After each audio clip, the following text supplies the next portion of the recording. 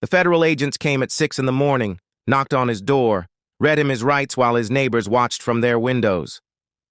Ethan Moore didn't resist, didn't speak, just stared straight ahead as they put him in handcuffs and led him to the car. And that's when his phone buzzed.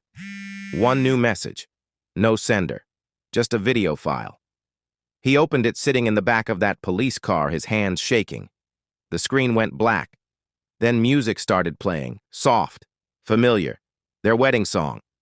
And then footage began to roll. Him standing at the altar in his tux, smiling, saying his vows. I promise to love you, to honor you, to be faithful to you, for better or worse, in sickness and in health, till death do us part. The footage cut. Now it was him being walked out of his office in handcuffs. Reporters shouting questions, cameras flashing. The vows kept playing in the background. Till death do us part. The video ended with a single sentence typed across the screen. You should have kept your promises. But to understand how a tech entrepreneur ended up in handcuffs with his entire life destroyed, we need to go back. Back to the night it all began. Back to the wedding. On the night she was supposed to become a wife, she became something else entirely. A woman with nothing left to lose. They say your wedding night is the happiest moment of your life. They say it's when two souls unite, when forever begins. But no one tells you what happens when forever dies before midnight. Her name was Olivia Carter, 28 years old, a kindergarten teacher, kind, trusting, innocent. She believed in love the way children believe in magic, completely. So when Ethan Moore got down on one knee in front of 200 guests, when he promised her the world, she had no reason to doubt him. But weddings aren't where fairy tales begin. Sometimes, they're where nightmares are born. Because what her husband did that night, in the hours after their vows, no ring could excuse, no apology could undo. And by morning, he would wake up to find she'd vanished. But her revenge was only getting started. Before we go any further, there are 3 questions you need to ask yourself. Who is Olivia Carter? And what could possibly drive a woman from walking down the aisle in white lace to disappearing into the shadows by dawn? The second question. What secret did her husband, Ethan, try to bury before saying, I do? Because here's the thing about secrets. They don't stay buried, not when 200 guests are watching, not when vows are spoken out loud, and especially not when someone else knows the truth. And that brings us to the third question, the one that matters most. How does love transform into vengeance overnight? Everyone saw the perfect couple, the Instagram posts, the champagne toasts, the first dance under string lights. But behind their smiles was a lie so deep, so unforgivable, it didn't just break her heart, it shattered her entire world. And when you shatter someone's world, you better be ready for what they become in the wreckage. Because Olivia Carter didn't just walk away, she declared war. The reception was perfect. 200 guests. String lights hanging from oak trees. A live band playing their song. Olivia's grandmother crying happy tears.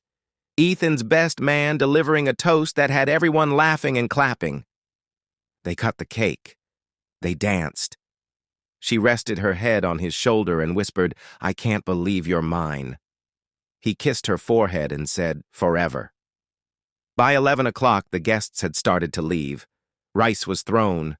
Sparklers were lit. They drove to the hotel in a vintage car with Just Married painted on the back window. The suite was beautiful, rose petals on the bed, champagne on ice, soft music playing from somewhere she couldn't see. Olivia stood by the window, still in her dress, looking out at the city lights. She felt like she was floating. Like nothing could touch this moment. And then her phone buzzed. She almost didn't check it. It was late. It was her wedding night. But something made her reach for it anyway. A message from a number she didn't recognize. No words, just a video file. Her finger hovered over the screen. A part of her knew. Some instinct deep in her chest was screaming not to open it, to delete it, to throw the phone out the window and pretend it never existed. But she opened it anyway. And the moment she pressed play, her entire world collapsed. It was Ethan, still in his tux, the same tux he'd worn when he said "I do" just hours earlier, the same one he'd danced with her in, the same one he'd promised forever in. But he wasn't alone. There was a woman, blonde, beautiful, laughing, her hand on his chest, his lips on her neck.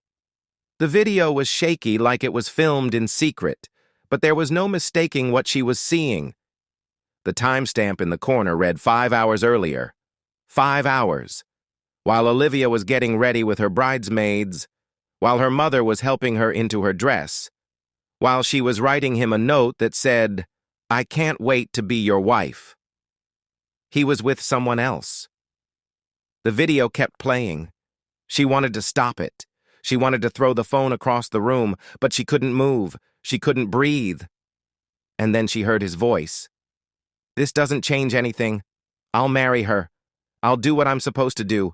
But you and I, this doesn't end." The woman laughed.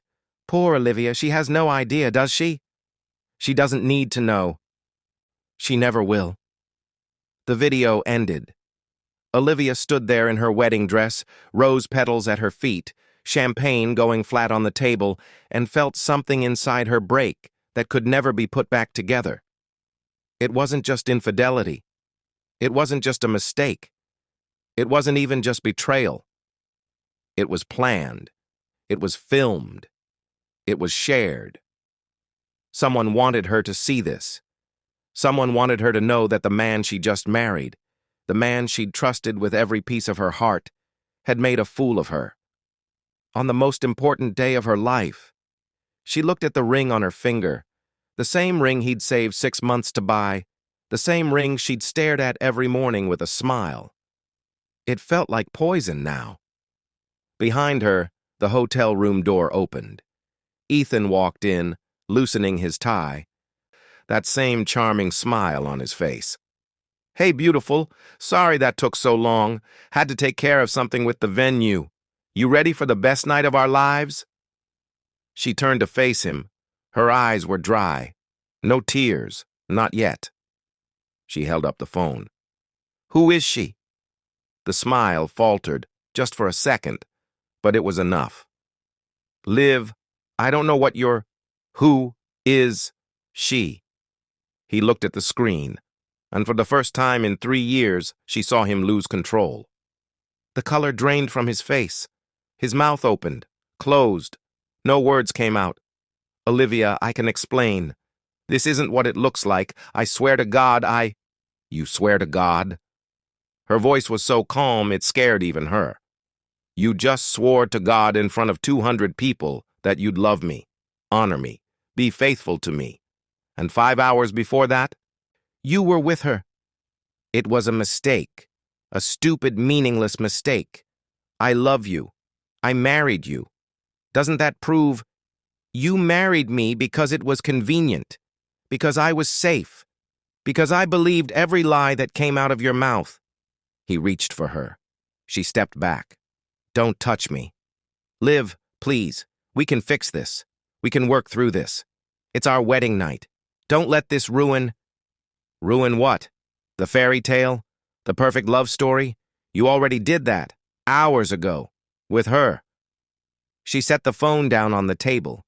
She slipped the ring off her finger and placed it next to the champagne. And then she walked toward the door. "Where are you going?" She didn't answer. "Olivia, wait. You can't just leave. We need to talk about this. We need to..." She opened the door and looked back at him one last time. "I don't need to do anything. Not anymore." And she walked out. Down the hallway, past the elevator, down the stairs, through the lobby where the concierge tried to congratulate her. She pushed through the front doors into the rain. No coat, no shoes, still in her wedding dress. The white fabric clung to her skin as the water soaked through. Her hair fell in wet strands around her face. But she didn't stop. She walked until her feet bled, until the sun started to rise, until the city woke up around her and she realized she had nowhere to go. Because the life she'd built, the future she'd planned, the person she thought she was marrying, it was all gone. By the time Ethan woke up the next morning, she'd disappeared. No note. No explanation. Just an empty hotel room and a ring on the table. To understand how it all fell apart, you need to know how it began. Olivia Carter was ambitious, creative, a dreamer who turned her passion into purpose when she opened a small art studio in downtown Chicago. She taught painting classes to kids on weekends. She believed in second chances, in seeing the good in people, in love that lasted. And then she met Ethan Moore. Ethan was 31, charming in that effortless way that makes everyone in the room lean in a little closer. An entrepreneur who built his tech startup from nothing. The kind of man who always knew the right thing to say, who never seemed to lose control, who made you feel like you were the only person in the world when he looked at you. They met 3 years earlier at a gallery opening in Chicago. She was showcasing her work. He was there for business, or so he said. But the moment their eyes met across that crowded room, something shifted. He told her she had the most beautiful smile he'd ever seen. She told him he was full of himself. They laughed. And just like that, it started. Two dreamers who believed in forever. Their first date was a walk along Lake Michigan that lasted until sunrise. Their second was dinner that turned into dancing in an empty parking lot. By the 3rd month, he had a drawer at her apartment. By the 6th, she had a key to his place. Everyone said they were perfect together. Her friends adored him. His family welcomed her with open arms. They finished each other's sentences. They talked about the future like it was already written. And when Ethan proposed on the rooftop of the building where they first met, with 200 fairy lights and a ring that took him 6 months to save for, Olivia didn't hesitate. She said yes before he even finished the question. The wedding planning was a blur of cake tastings and dress fittings and late nights addressing invitations by hand. She wrote her vows 3 times because she wanted them to be perfect. She cried when her mother helped her into the dress on the morning of the wedding. This was it. This was everything she'd ever wanted. But here's what no one tells you about love. It's not the big moments that reveal who someone really is. It's the small ones. The ones you almost miss. Like the way Ethan always kept his phone face down on the table. The way he'd step outside to take certain calls, his voice dropping to a whisper. The way he'd smile at her when he came back inside, like nothing had happened. She told herself it was work, that entrepreneurs are always busy, always stressed, always one call away from the next big deal. She told herself she was being paranoid, that love means trust, that she had no reason to doubt him. But doubt has a way of creeping in through the cracks you refuse to see.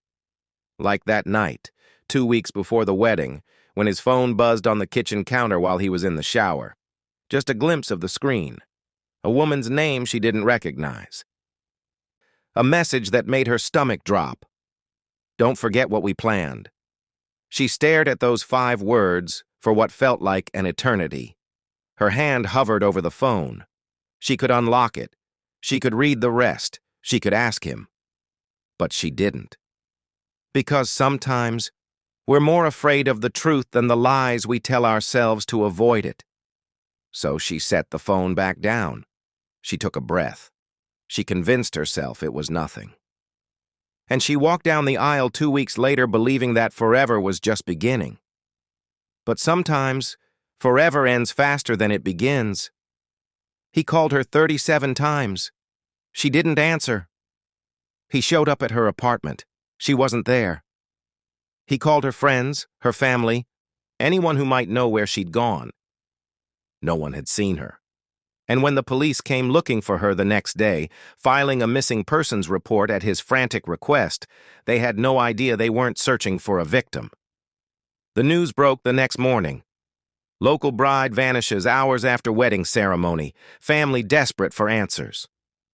And there he was, Ethan Moore, standing in front of cameras, his eyes red and swollen, his voice breaking as he begged for her return. "Olivia, if you're watching this, please come home. I love you. Whatever happened, whatever I did, we can fix it. Just please, let me know you're safe." He looked devastated, broken, like a man whose world had just been torn apart. The reporters ate it up. "Mr. Moore, do you have any idea why your wife would leave?" He shook his head, wiping his eyes. "No. Everything was perfect. We were so happy. I don't understand what could have made her run." Run. That's the word he used. Like she was a scared animal instead of a woman with a reason. By that afternoon, the story had spread everywhere. Social media was flooded with theories. Some people felt sorry for him. Others weren't so sure. "Something doesn't add up," one comment read. "Who leaves their own wedding without taking anything?"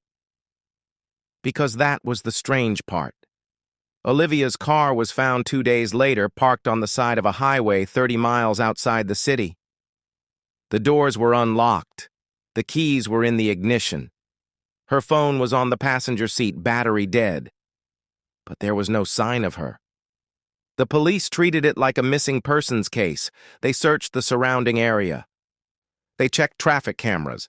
They interviewed anyone who might have seen her. Nothing. Ethan gave them access to everything. Her laptop, her emails, her bank accounts. He cooperated fully, played the role of the worried husband perfectly. But there was one person who wasn't buying it. Rachel Torres, Olivia's best friend since college, the maid of honor who'd helped her pick out the dress, who'd held her hand during the rehearsal dinner, who knew her better than anyone. Rachel knew something was wrong the moment she heard Olivia was missing. Not because Olivia left, but because of how Ethan was acting. "He's lying," she told the detectives. "I know he is. Olivia wouldn't just disappear. Not like this. Ma'am, we understand you're upset, but Mr. Moore has been nothing but cooperative. That's the problem. He's too cooperative, too calm, like he's playing a part." They didn't listen, so Rachel started digging on her own. She went through old text messages, social media posts, photos from the wedding, anything that might give her a clue. And then she found something. A message Olivia had sent her 3 weeks before the wedding, late at night. Just 3 words. "I saw something." Rachel had responded asking what she meant, but Olivia never replied. At the time, Rachel thought maybe she'd sent it by accident. But now, looking at those words again, they felt like a warning. Meanwhile, Ethan's life was starting to unravel in ways no one could explain. It started small. An email to his business partners with attachments he didn't send. Photos of him and a blonde woman, dates, timestamps, hotel receipts. His partners called an emergency meeting. "What is this, Ethan? Who is she?" "I don't know where those came from. Someone's trying to sabotage me. This is because of Olivia. I know it is." But the emails kept coming, not just to his partners, to his investors, his clients, his family. Every secret he'd buried was being dragged into the light. Then his bank accounts started getting drained, small amounts at first, a few hundred here and there, then thousands, tens of thousands. "Someone's hacking me," he told the police. "Someone's destroying my life. Do you have any idea who would want to do this?" He hesitated. "I think it might be connected to Olivia's disappearance. Maybe whoever took her is coming after me too." But the detectives were starting to have their doubts. Because the more they dug into Ethan's life, the more things didn't add up. The business deals that were too good to be true. The offshore accounts he'd never mentioned. The woman named Claire Dawson who worked at his company and suddenly quit the day after the wedding. "We'd like to ask you about Claire Dawson," the lead detective said during one of their interviews. Ethan's jaw tightened. "What about her?" "You had a relationship with her." "That was years ago. It didn't mean anything. She quit the day after your wedding. Don't you find that strange? I don't know why she quit. I wasn't exactly in the right headspace to keep track of HR decisions. The detective leaned forward. Mr. Moore, was your wife aware of your history with Ms. Dawson? Ethan's face went pale. No, and it wasn't relevant. It was over. Are you sure about that? Because we have phone records showing you called her 17 times the week of your wedding. The room went silent. Ethan opened his mouth, closed it. No answer came. Meanwhile, anonymous emails continued to flood Ethan's world. Business deals collapsed overnight. Investors pulled out. His company's stock plummeted. And then one morning, something different arrived. Not an email, a package, left on his doorstep with no return address. Inside was a USB drive and a note written in handwriting he'd know anywhere. Olivia's. The note said just one thing. You should have never hurt her. Ethan's hands shook as he plugged the drive into his laptop. A single video file appeared on the screen. He clicked it. And there she was, Olivia, alive, sitting in a chair in a room he didn't recognize. Her hair was different, shorter. Her eyes were cold in a way he'd never seen before. She didn't say hello. She didn't explain where she was. She just smiled and said 4 words that made his blood run cold. Did you miss me? The video cut to black. Ethan stared at the screen, his heart pounding so hard he thought it might burst. Because in that moment, he realized something he should have known from the beginning. Olivia Carter wasn't missing. She was hunting, and he was the prey. Rachel didn't give up. While the police chased ghosts and Ethan cried on camera, Rachel followed a thread no one else saw. A wire transfer, $20,000, sent 3 days before the wedding to a private investigator in Brooklyn. One phone call, one meeting. And suddenly, Rachel was standing on Pier 47 staring at someone she thought was gone forever. Olivia, alive, hair dyed dark, eyes colder than Rachel had ever seen them. They didn't hug, they didn't cry. Rachel just whispered, "What did you do?" Olivia smiled. "Come with me." The apartment was small, empty except for a laptop, a bed, and one wall that made Rachel's stomach turn. Photographs of Ethan, documents, timelines, bank statements, and in the center a contract with 2 signatures at the bottom. Ethan Moore, Claire Dawson. "What is this?" Rachel breathed. Olivia stepped closer to the wall, her voice eerily calm. "This is the truth. Ethan didn't just cheat on me, Rachel. He married me to steal from me." Rachel's eyes went wide. "What?" "My father left me $10 million when he died. But there was a clause. If I left the marriage or filed for divorce within 5 years, my husband would inherit everything. My father thought it would protect me from gold diggers." She laughed bitterly. "It did the opposite." "So Ethan found out about the clause 6 months into our relationship. He and Claire planned the whole thing. The proposal, the wedding, the affair. They were going to stage the betrayal, film it, send it to me on our wedding night so I'd leave in anger. The moment I walked out that door, the inheritance would transfer to him. Then he'd split it with her." Rachel felt the room spin. "You're saying he never loved you?" "Not for a second. I was a $10 million paycheck. That's all I ever was." "But how did you—" "I found texts between them 3 weeks before the wedding. I hired the investigator. I learned everything, and I realized something." Olivia turned, her eyes burning. "If I confronted him, he'd just find another way. If I called off the wedding, I'd look crazy. So I let it happen. I walked down that aisle knowing exactly what he planned to do. The video was sent by someone I hired. I needed proof. I needed the world to see what he did. And then I disappeared before he could control the narrative." Rachel shook her head, backing toward the door. Liv, this is insane. You've been destroying his life for 3 weeks. He tried to destroy mine first. He staged a betrayal on my wedding night to steal my father's legacy. So now I'm taking everything from him, his business, his reputation, his freedom. And when there's nothing left, when he's as broken as he wanted me to be, then I'll walk away. Rachel stared at her best friend and barely recognized her. What happened to you? Olivia's smile was sharp as glass.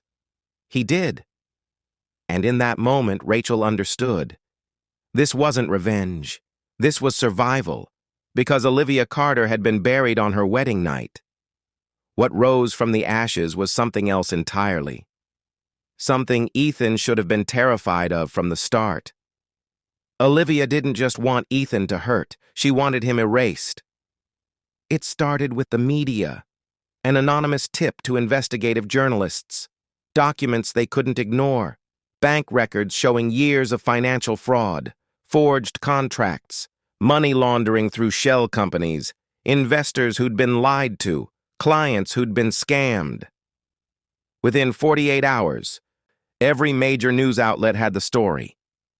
Tech entrepreneur Ethan Moore under investigation for fraud and embezzlement. Federal agents raid offices overnight. His face was everywhere, not as the grieving groom anymore, as the criminal he'd always been. His business partners fled, his board of directors resigned, his company's stock crashed so hard it was worthless by noon. And that brings us back to where we started. Ethan sitting in his empty office watching everything he'd built turn to ash, knowing exactly who was behind it. He was arraigned. Bail set at $5 million he no longer had. The trial was scheduled for 6 months out. His lawyers told him he was looking at 15 to 20 years.